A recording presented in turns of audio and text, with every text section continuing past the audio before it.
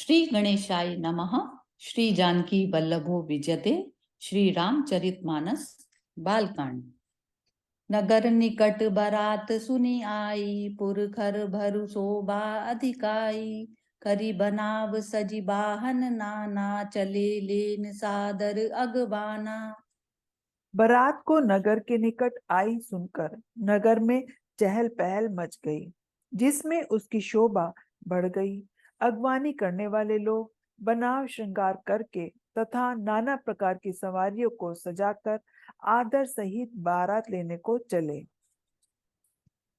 ये हर्षे सुरसेन निहारी, हरै देखी अति भये सुखारी।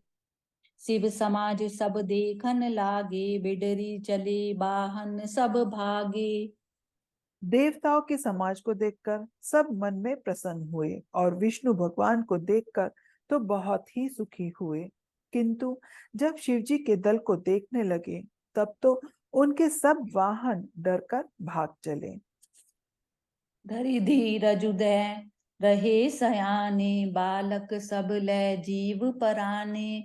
गए भवन पूछे पितु माता, कहीं बचन भय कंपित गाता। कुछ बड़ी उम्र के समझदार लोग धीरज धरकर वहां डटे रहे। लड़के तो सब अपने प्राण लेकर भागे। घर पहुंचने पर जब माता पिता पूछते हैं तब वे भय से कांपते हुए शरीर से ऐसा वचन कहते हैं। कहे काए कही जाई न बाता, जम कर धार की धोबरी आता। बरु बोरा बस असवारा, ब्याल कपाल विभूषण छारा। क्या कहें, कोई बात कही नहीं जाती। यह बारात है या यमराज की सेना? दूल्हा पागल है और बैल पर सवार है। सांप कपाल और राख ही उसके गहने हैं। तन छार ब्याल कपाल भूषण, नगन जटिल भयंकरा। संग भूत प्रेत पिशाच, जोगिनी बिकट मुख रजनी चरा। जो जियत रहे विरात देखत, पुण्य बढ़ते ही कर सही। देखही सो उमा विभाव, घर घर बात असी सरी कन्हल कही।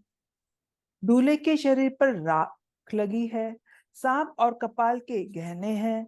वह नंगा जटाधारी और भयंकर है। उसके साथ भयानक मुख वाले भूत प्रेत पिशाच योगनिया और राक्षस हैं। जो बारात को देखकर जीता बचेगा, सचमुच उसके बड़े ही पुण्य हैं और वही पार्वती का विवाह देखेगा। लड़कों ने घर घर यही बात कही। समुझि महेश समाज सब, जननी जनक मुस्काई। बाल बुझाए विविध विधि, निडर हो डरु नाही। मंगल भवन अमंगल हारी, द्रवहु सो दशरथ अजिर बिहारी। महेश्वर का समाज समझकर सब लड़कों के माता पिता मुस्कुराते हैं। उन्होंने बहुत तरह से लड़कों को समझाया कि निडर हो जाओ, डर की कोई बात नहीं है। ले अगबान बरात ही आए, दिए सबई जनवास सुहाए। मैं ना शुभ आरती संवारी, संग सुमंगल गावहि नारी। अगवान लोग बारात को लिवा लाए। उन्होंने सबको सुंदर जनवा से ठहरने को दिए। मैना ने शुभ आरती सजाई और उनके साथ की स्त्रियां उत्तम मंगल गीत गाने लगी। कंचन थार सोबर पानी, परिछन चली हरहि हर शानी। बिकट वेश रुद्र ही जब देखा, अबलन उर भय भयों विशेषा। सुंदर हाथों में सोने का ताल शोभित है। इस प्रकार मैना हर्ष के साथ शिव जी का पर्चन करने चली। जब महादेव जी को भयानक वेश में देखा तब वो स्त्रियों के मन में बड़ा भारी भय उत्पन्न हो गया। भागी भवन पैठी अति त्रासा, गए महसु जहाँ जनवासा। मैं ना हृदय भयों दुख भारी, ली नहीं बोली गिरीश कुमारी। बहुत ही डर के मारे भाग कर वे घर में घुस गई और शिव जी जहाँ जनवासा था वहां चले गए। मैना के हृदय में बड़ा दुख हुआ। उन्होंने पार्वती को अपने पास बुला लिया। अधिक स्नेह गोद बैठारी, श्याम सरोज नयन भरवारी। जेहि विधि तुम्हि रूप अस दीना, तेहि बरु बाउर कस कीना। और अत्यंत स्नेह से गोद में बैठाकर अपने नील कमल के समान नेत्रों में आंसू भरकर कहा, जिस विधाता ने तुमको ऐसा सुंदर रूप दिया, उस मूर्ख ने तुम्हारे दूल्हे को बावला कैसे बनाया। कस कीन बरु बोरा, विधि जेहि तुम्हि सुंदरता दई। जो फलु चहे सुरत हरि, सो बर बस बबूरहि लागई। तुम सहित गिरि तै गिरऊँ, पावक जरऊँ जल निधि महु परऊँ। घरु जाऊँ अप जसु होऊँ, जग जीवत विवाहु न हो करऊँ। जिस विधाता ने तुमको सुंदरता दी, उसने तुम्हारे लिए वर बावला कैसे बनाया। जो फल कल्प वृक्ष में लगना चाहिए, वह जबरदस्ती बबूल में लग रहा है।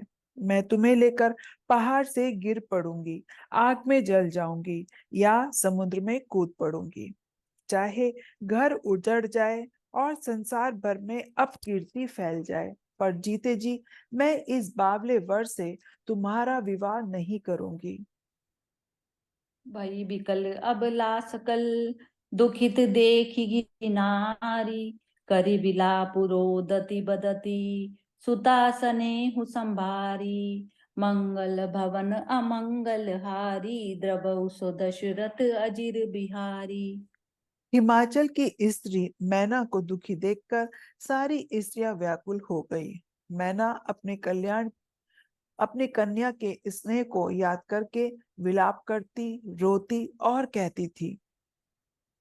नारद कर मैं काहा बिगारा, भवन मोर जिन बसत उजारा। अस उपदेश उमई जिन दीना, बौरे बरहि लागी तपु कीना। मैंने नारद का क्या बिगाड़ा था, जिन्होंने मेरा बसता हुआ घर उजाड़ दिया और जिन्होंने पार्वती को ऐसा उपदेश दिया कि जिससे उसने बावले वर के लिए तप किया। साचे हो उनके मोह न माया, उदासीन धनु धामु न जाया। पर घर घालक साज न भीरा, बांझ की जान प्रसव कै पीरा। सचमुच उसके न किसी का मोह है, न माया, न उसके धन है, न घर है और न स्त्री ही है। वे सबसे उदासीन है, इसी से वो दूसरे के घर उजाड़ने वाले हैं। उन्हें न किसी की लाज है, न डर है।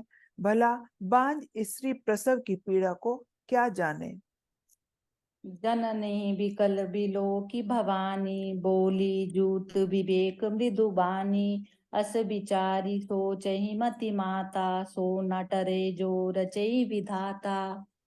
माता को विकल देखकर पार्वती जी विवेक युक्त कोमल वाणी से बोली, हे माता, जो विधाता रच देते हैं वह टलता नहीं। ऐसा विचार कर तुम सोच मत करो। करम लिखा जो बायऊ नाहू, तो कत दोषु लगायऊ काहू। तुम सन मिटहि की विधि के अंका, मातु व्यर्थ जन लेहूं कलंका। जो मेरे भाग्य में बावला ही पति लिखा है, तो किसी को क्यों दोष लगाया जाए। हे माता, क्या विधाता के अंक तुमसे मिट सकते हैं। वृथा कलंक का टीका मत लो। जनि लेहु मातु कलंकु, करुणा परिहरऊं अवसर नहीं। दुख सुख जो लिखा लीलार, हमरे जाब जय पाउब तही। सुनी उमा वचन विनीत, कोमल सकल अबला सोचही। बहु भांति विदही लगाई, दूषण नयन बारी विमोचही। हे माता, कलंक मत लो, रोना छोड़ो। यह अवसर विषाद करने का नहीं है। मेरे भाग्य में जो दुख सुख लिखा है, उसे मैं जहां जाऊंगी वहीं पाऊंगी। पार्वती जी के ऐसे विनय भरे कोमल वचन सुनकर सारी स्त्रियां सोच करने लगी और भांति भांति से विधाता को दोष देकर आंखों से आंसू बहाने लगी। तेहि अवसर नारद सहित अरु ऋषि सप्त समेत, समाचार सुनि तुहि नागरी, गवने तुरत निकेत, मंगल भवन अमंगल हारी, द्रवौ सु दशरथ अजिर बिहारी। इस समाचार को सुनते ही हिमाचल उसी समय नारद जी और सप्त ऋषियों को साथ लेकर अपने घर गए। जय सिया राम। जय सिया राम।